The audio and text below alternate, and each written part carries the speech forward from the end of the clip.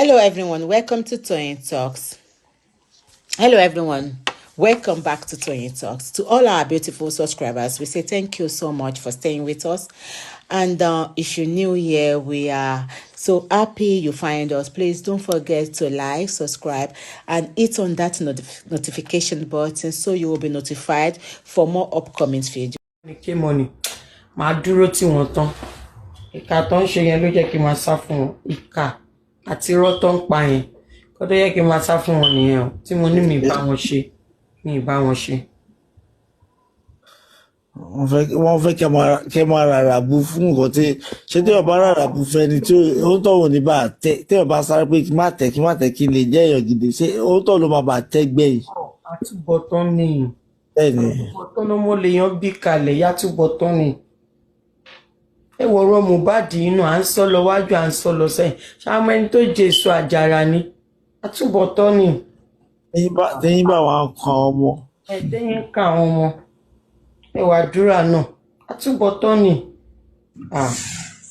Ẹ mọ̀ pé ọ̀rọ̀ kan máa ń jáde sọ́rí o lórí àtúbọ̀tán tẹ́ sọ yẹn. Ǹjẹ́ bàbá kan àbí ìyá kan náà méjèèjì yẹn ti sọ pé lórí irọ́ tó wá fi ìpínlẹ̀ pé tó bá pè mí mo ṣe lè kí má jẹ́ ẹ̀rọ mi má kékeré ṣé òun ló ṣẹlẹ̀ yìí tó bá ń ṣẹlẹ̀ àwa tá a sí níbẹ̀ la máa ń bá wọn dá sí i ṣùgbọ́n Ọlọ́run tó jẹ́ arínúròde olùmọ̀ràn ọkàn nìkan òun ló mọ ẹ̀dá ibi tó ti sọ̀rọ̀ so gbogbo lẹ́sìn tá à ń kọ́ yìí sí lórí ọ̀rọ̀ justice for Mohbad ni pé.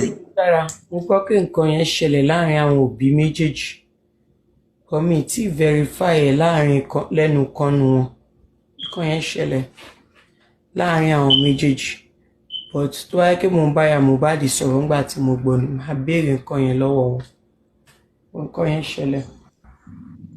Torí ọ̀rọ̀ yìí nǹkan tó I don't understand even if àdúrà should go down for this a jẹ́ pé kọ́ lọ bí àwọn parents wọn léèrè pé bí ọ̀rọ̀ yẹn ti jáde pé lórí irọ́ wọ́n ti gégùn lórí pé kí má jèrè gbogbo ọmọ tó bá tinú mi jáde kí má tí bá pé mo ṣe léyìí tẹ̀lé mẹ́ pé ẹ̀kọ́ ọkàn dẹ̀ sọ fún pé ẹ ṣe ló ti tọ́ wọ́n á sọ pé tí bá pé mo ṣe léyìí ni báyìí ni kò rí fún mi lórí àwọn ọmọ ó dẹ̀ tí wọ́n á rí báyìí àwọn méjèèjì yẹn ni kò yẹnu ara wọn wò wípé ibo làwọn ti sọ̀rọ̀ ibo làwọn ti jẹ́rìí èké ibo làwọn ti fi ègún lẹ̀ ègún wo ló ń bá wọn rìn kiri táwọn ṣàkíyèsí ọ̀rọ̀ ilé ìjọjọ́ tó bí Mohbad gan ó lè jẹ́ pé àárín méjì ọ̀nà ni ó lè jẹ́ pé bí ọjọ́ tí ó ṣẹlẹ̀ láàrin bàbá ọkọ àti ìyàwó wọn tó fi fira wọn sílẹ̀ ni pé tó bá yẹ pé báyìí ni àbúgbò àwọn tó wà lọ́wọ́ ẹ̀yẹn ò ní rí báyìí lórí wọn ò ní rí ìdùnnú lórí wọn. Let us look at it in that perspective. Ó ṣẹlẹ̀. Because ọ̀rọ̀ Mohbad is a straightforward case ni èèyàn 15 dẹ̀ wà nínú ilé àbí how many of kó tẹ̀ jẹ́ èèyàn 3 ló wà nínú ilé ọ̀nkú ẹ̀ wà níbẹ̀ àbúrò ẹ̀ by blood wà ń bẹ̀ ìyàwó ẹ̀ wà ń bẹ̀ in fact ọmọ ẹ̀ wà ń bẹ̀ yìí ọ̀kan lè sọ̀rọ̀ ni. Kí ni Liam fẹ́ sọ? Àbí báwo ni kí lè máa fẹ́ sọ kọ́kọ́ gbogbo everybody náà àti Liam pé kí ló fẹ́ sọ kó tẹ̀ sí ọ̀tọ̀ọ̀tọ̀ tú jáde. Justice for Mohbad wá di justice for Baba Mohbad.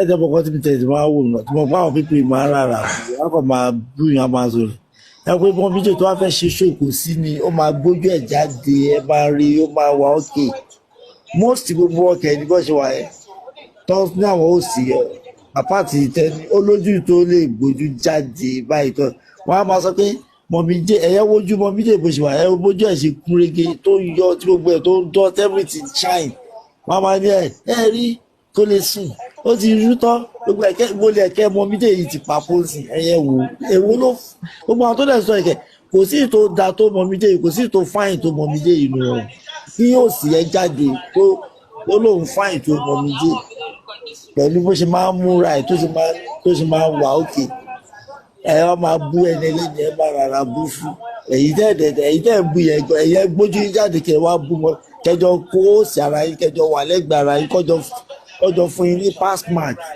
èyí tẹ́ sọ ọ̀nà òkìní ẹ̀ máa ń dùn mí gan pé àwọn wèrè tó ń sọ̀rọ̀ yìí wọ́n ò lè stand ẹni yìí wọ́n ò dátò ẹ̀ tó máa ní ẹ̀rí ó ti yọ́tọ́ ó ti ṣe kinní kan kò lè sùn kò lè ṣe ẹni tó fi kí ẹni tó fi ṣe fàájì ayé ẹ̀ ó bá ń lọ bí iṣẹ́ máa lọ bí iṣẹ́ á tàn fún torí tí wàá ní mọ bí tó ìkànṣe máa ń tan láìfù gbà bíi pé òun wà níbi kan ó má dàbí pé àáríbi lọ ìpín káàánú lè máa ṣeré tiwa bẹ́ẹ̀ so ẹ̀rí wọn kàn máa ń pa mí. èmi lè bá yín support nonsense ọtí ń bá gbọ́ tí mi ò gbọ́ gan mi lè bá yín dá sí rubbish ká tó máa sọ mo gbọ́ mi lè bá yín support nonsense I remain I will continue saying pé àdúrà kò and I will keep saying it with my full chest àdúrà báwo ṣe ń ṣe rẹ̀ mọ́. Mọ́mí nísì ti tají wọ́n mútu láìkẹ́ mútu ọ̀padà wọ́n tún omi yẹn ti tún gbé wọn lọ bẹ́ẹ̀. no fáànù wọn ló ń dún fáànù wọn ló ń dún. gbogbo ìtàn ṣe ṣàdúrà lọ́wọ́lọ́wọ́ ìwà láìwọ ló máa jẹ̀yẹ gbogbo èrè nǹkan tó ń ṣe fún àdúrà lọ́wọ́lọ́wọ́ yìí ayífàwà jẹ̀yẹ ó máa jẹ̀yẹ. Torí pé if only you could state your truth. Bóyá àní sí ibi kan bẹ́ẹ̀. Lọ́sọ̀ ń fọwọ́ aago sẹ́yìn ni. Wọ́n fọwọ́ aago sẹ́yìn ni. Bẹ̀rẹ̀ sí wàhálà. Ó pẹ́ bóyá ọ̀tọ̀. That secondary school or primary school abidi tó wà nísàlẹ̀ yẹn. Answer the question by yourself. Answer the question is faith. Destiny is what is supposed to happen to whether you like it or not. And his fate is when it happens to you, whether a family member or a friend, you can accept it as fate that what you are on here well. So don't you ever ask that type of question again. Kúlágbólé wọn tán lọ wá justice fún grandpa wọn tó gun Biafra pa lọ wà ní nǹkan. Ìjọ gbogbo yín kọ́ bàbá Mohbad ló dá gbogbo yín kọ́ lọ́rẹ̀ nílẹ̀. Àbí now, if there's serial killing somewhere, why can't the serial killing come to another family? Ìyáṣà ẹ̀ dáhùn mọ́, ọbẹ̀ yẹn ti lọ sógun pa. Bàbá Mohbad ló dá gbogbo yín ọmọ rẹ̀. Ẹ̀rọ àwọn náà, àwọn ń bọ̀ wá ṣe ayẹyẹ accountability kan tí èyí statement of account tó ti kọ́ láti lọ́dún. Ó jẹ́ ká lọ sùn. Táwọn jàre ayélujára. Bí ìjàlá tí àti wọn gbé sí. Kò lè tọ́ láéláé láti kò ní dá fún ẹ. Ó ìtúsẹ̀ olórí ẹbí wá ìtúsẹ̀ lọ́dọ̀ kan fi ó ní ìwé máa tàṣírí Yétúndé kò dákọ́bọ̀ ẹbí kíní kan kò ní kíní kan wọ́n ṣàtúntò lórí kíní platform gbà tí Yétí 70 sọ pé òun. ṣọkùnrin nìyẹn àbùkù Ọlọ́run jẹ́ àgbàdùn ọkùnrin tẹ́ bá ti ń pe obìnrin kìíní kùnlé obìnrin kejì kùnlé ìkẹta kùnlé ẹ bá ń bí pé ṣọkùnrin nìyẹn ọkùnrin tó ń yẹ̀yẹ́ obìnrin. Platform kan fi hàn ó pa wọ́n pọ̀ léni ó wá sọ fún pé olórí ẹbí mi ní parọ́ fún yẹn o àwọn èèyàn kan wọ́n fẹ́ máa rìkúìtì kẹ́ lè máa gbèjà wọn kẹ́ máa fi bá àwọn ìṣìkí nìkan pé ìgbà yẹn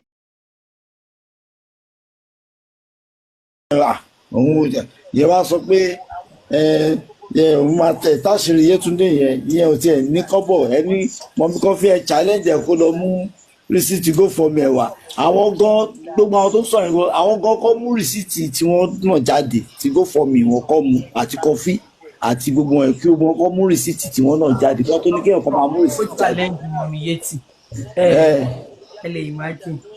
ó challenge lálẹ́ yìí ni onígbà tẹ́ ń fa ọ̀rọ̀ yẹn ni o. ẹ rí i pé kò sóko ń di láti kókó òdì láti tí ó ti dorí kodò ó ti dẹnu kọlẹ̀. ẹni tó wá sọ́rùn yẹn lé ní ìsìn ẹ̀yin tẹ̀lé wà pẹ̀lú ẹ̀ wá ń gbọ́ kí ló máa sọ́n pa yín lọ́la ìjẹ́ ronú. tó bá dọ̀la náà tọ́rọ̀ bá débi tí ọ̀rọ̀ ń dé wọ́n á ní pé ẹni kódà ó lè sọ pé láìtàn gan lọ mú rìsíìtì ẹ̀ wá gan pàápàá irú èèyàn bẹ́ẹ̀ yẹn ni ẹ̀dẹ̀ tún yìí dúró tì irú èèyàn bẹ́ẹ̀ yẹn. àti náà mú iye owó tó dá wá. wọ́n tún lọ sọ pé wọ́n ní bẹ́ẹ̀ náà ni Jokem náà sọ pé kò dájú owó àtàdúfẹ́ 25 lọ́jọ́ pín 50 lọ́jọ́ múlẹ̀. kó tiẹ̀ jẹ́ 1 naira lọ dá kó tiẹ̀ jẹ́ 1 naira lọ dá síbẹ̀. ó máa tún lọ fún wọn gbá Jokem Ọlọ́run ṣe àwọn ìyá kówù náà ti ń la wọn. wọ́n sọ gbogbo ẹ̀ lálẹ́ àwọn náà máa gbọ́ náà. wọ́n sọ gbogbo ẹ̀ lálẹ́ níbẹ̀ ni. ẹ wo táìmù yẹn ṣé láti máa ń jáde ní táìmù yẹn èmi náà ni mo tó bẹ̀. gbogbo náà ni gbogbo wọn fi jọ sáré gòkè. mo tó gbé gbogbo yín sí. they are now restless gbogbo wọn they don't have any choice they are also having sleepless nights. èmi ni mo tó gbé. dragging ò ṣe kékeré o dragging tó wà nílẹ̀ yìí ò ṣe kékeré rárá torí àwọn kan náà ní sáìdì àwọn Àdùkẹ́ Ọ̀kín mọ́ ṣẹlẹ̀ lọ́hùn yẹn náà gbogbo wọn náà wọ́n tú àṣírí wọn síta báyìí. ṣé lọ́wọ́lọ́wọ́ báyìí. lọ́wọ́lọ́wọ́ ó lè jẹ́ pé bẹ́ẹ̀ ni gúdà ti máa wà báyìí torí bẹ́ẹ̀ náà hot ní similar cases sí camera down ṣe camera down náà ní juke náà ní fraudster náà ní gbogbo wọn. ayélujára camera down right. Yeah, it's a similar stuff now. Defrauding a man, defrauding women. One man defrauding 4 women. Even gan kebi kan fi ṣe ó gbé video, I mean, photo kini síbẹ̀. Photo ṣẹlẹ̀ ló gbé sí background ẹ̀ mẹ́.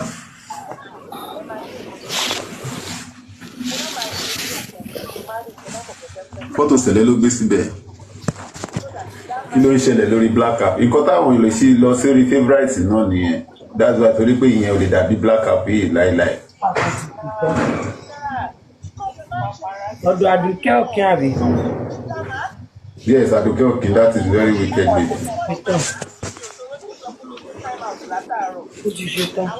mo ti ṣe bẹ́ẹ̀ náà nìyẹn. ìbẹ̀rẹ̀ náà lóye ó ti ń tọ́ láti manipulate Pizzo àti ààrẹ tó go against the Perkins.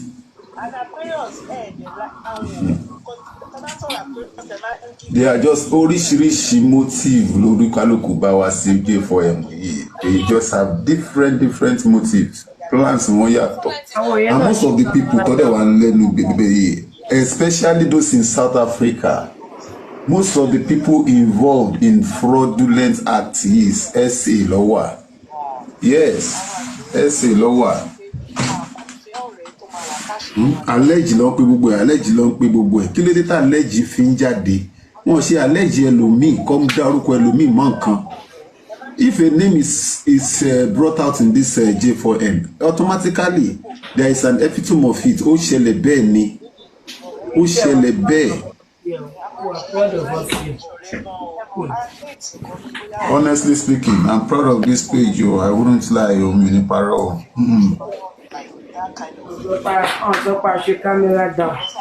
àtẹ̀mí náà mo proud pẹ̀lú page inú mi tẹ̀ máa ń dùn pé àwọn olóríire lèmi bá tò mí báyìí àwọn olóríire kì í ṣàwọn wèrè kì í ṣàwọn olùṣì kì í ṣàwọn ọlọ́tẹ̀ kì í ṣàwọn onírọ́. àìmọye àṣírí tó sì wà nílẹ̀ tí ò tí tù ó pọ̀ lẹ́gàn. àìmọye àṣírí ti pọ̀ tó ìmọ̀ tú dáadáa. wọ́n mọ̀ pé mo mọ àwọn wọ́n mọ̀ so first attack ló ń lò fún mi first attack ló ń lò. In few minutes màá tún banújẹ́ for no reason. ẹ̀dùn náà ṣe ìwà bíbá ìgbà tí mo sọ pé Aquarius they can love you 5 minutes and go see your next 5 minutes. ọkọ mi á ní òun ò tiẹ̀ understand irú èèyàn tí mo jẹ́ bọ́. àwọn èèyàn mi understand yìí ẹ̀kọ́ ìgbà àwọn ìgbésà ó so. And people say we have double souls. Yeah. Mommy Dayton said that at times our souls are somewhere else and we are working somewhere else spiritually. We are not possessed, just that we have spiritual calling. Yeah, because you guys are very old. It's like any power àgbàlagbà. Ẹyẹ máa wọ àwọn ọmọ Aquarius tó bá wà kékeré. Ọ̀rẹ́ mi, ó ti wá bá mi lo weekend, ó ti wá sọ́dọ̀ mi ní ìgbà tó kọ́kọ́ mú mi ọ̀dọ̀ mi ló wà ń gbà yẹn. Mo fẹ́ lọ tọ̀ lọ́jọ́ yẹn. Ó dẹ̀ ń bá spirit mi wá mọ̀ pé ṣó wà okay. Ó ló ní èèyàn kan tó máa ń bá ọmọ sọ̀rọ̀ lóru ọmọ yẹn, I think she was 2 or 3. Ó dẹ̀ sọ ní leave my daughter alone. Because ọmọ yẹn lè jí lóru kó máa kọ̀ báyàn sọ̀rọ̀. Appearance wọn gbọ́kàn tí mo sọ ni they are special being àkàndá ni wọ́n. Wọ́n ṣe èèyàn lásán. Jẹ́ kí ló tún fẹ́ fà á tún fẹ́ dúró lábẹ́ ọkùnrin ibi tó rí a máa ń. Kì í ṣe pé ẹ̀fẹ́ dúró lábẹ́ ọkùnrin ìwà yín ò lè jẹ́ kẹ́ dúró lábẹ́ ọkùnrin tí gbogbo lè ta yí ọkùnrin mélòó ló lè bá yín lò. Ṣé rí ọkùnrin tó da fún àpérò òun ni the same àpérò síjọ ní wàláì àpérò sí.